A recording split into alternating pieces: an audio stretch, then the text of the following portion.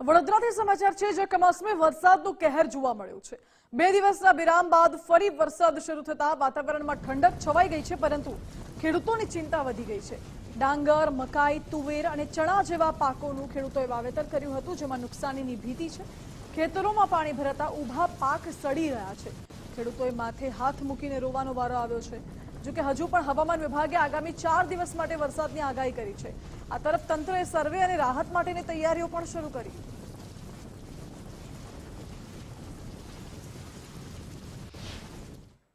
સવારથી જ વાદળછાયું વાતાવરણ બાદ તમે જોઈ શકો છો કે વડોદરા શહેરમાં ધોધમાર વરસાદ વરસી રહ્યો છે, ત્યારે કમોસમી વરસાદનો કહેર છે તે હજુ યથાવત છે। આ વરસાદના કારણે લોકોમાં ચિંતા વધી છે।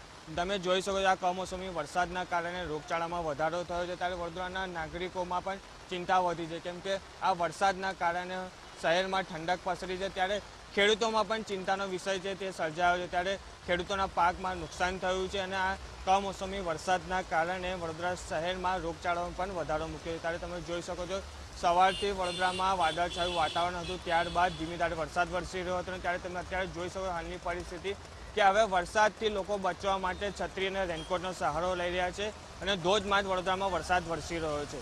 DK Solanki, Gujarat first news, Vadodara.